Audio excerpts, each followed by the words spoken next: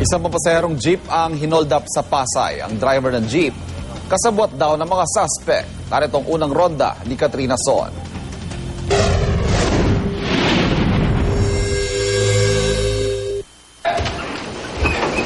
Pasado alas 3 ng madaling araw nang hulihin ng isang jeepney driver sa Pasay. Pero hindi dahil sa traffic violation, kundi kasabwat umano siya ng mga hold-upper na bumiktima sa kanyang mga pasahero. Kwento ng isa sa mga biktima na si Lichel Mag-aso. Pinara raw ng 3 menor de edad ang jeep na kanilang sinasakyan na minamaneho ni Rolando Magbitang Figueroa na may biyaheng MCU Rotonda. Pinara rin daw ang jeep na kanilang sinasakyan ng 2 teenager at isang 10 taong gulang na bata.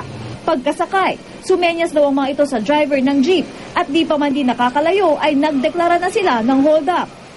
Sabi na wag kayong sumigaw, wag kayong magpanik, sabi. Kasi hold up to, pag magpanik kayo may masasaktan. Siyempre hindi na lang din kami pumibo kasi ang haba ng kutsilyo.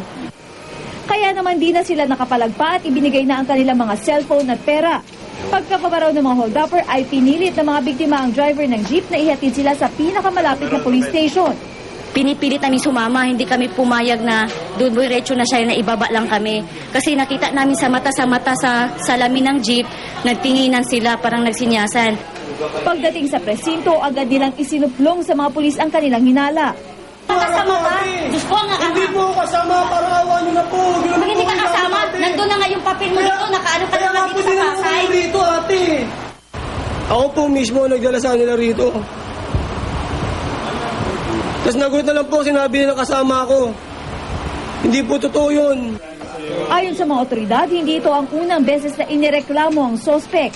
Kasi itong driver na sinasabi nilang kasabwat is nakulong dito noong June 12, 2011 dahilan sa ito ay may kasama siya na nang hold up doon sa jeep at miyembro sila ng sinasabing pikit gang.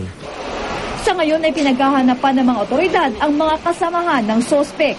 Para sa unang balita, Katrina Son reporting.